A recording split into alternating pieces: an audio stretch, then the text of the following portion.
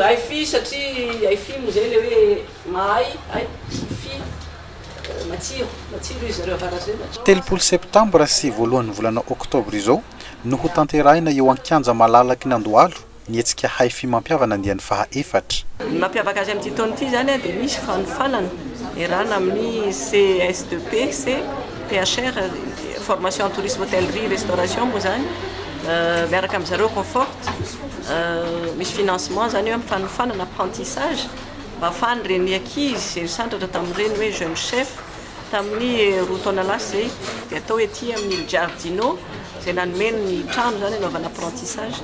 Misy efatra izy ireo tovovavy efatra tsisy concours jeune chef tsony fa tonga dia mianatra zareo dia mahazo certificat moa zany izay atolotry ministère du tourisme, ministère ny formation technique professionnelle, culture moa anisany ihany koa. Marina fa niankina tamin'ny fomba namokarana azy ny tsiron-tsakafo iray, fomba fambolena fiompinana jono ohatra izay vao fikarakarana amin'ny fandrahoana.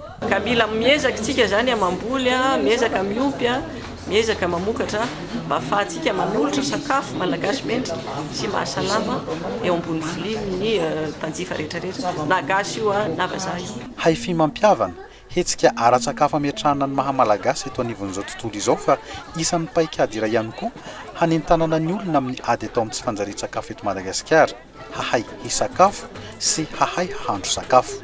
Ny fahaiza mahandro, science atao art.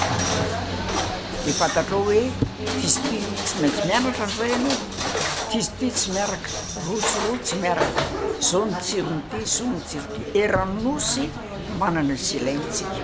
Hanamarika ny Haify Andiany faha efatra ihany koa ny fandraisana anjarany maso evo Espagnol sy Indonezia ary fanentanana sy fampahafantarana momba ny fehina ara-tsosialy ho an'ireo mpiasa tena mivelona amin'ny fandrahoana sakafo iarahana amin'ny kanapisy Madagasikara mandritra ny hetsika.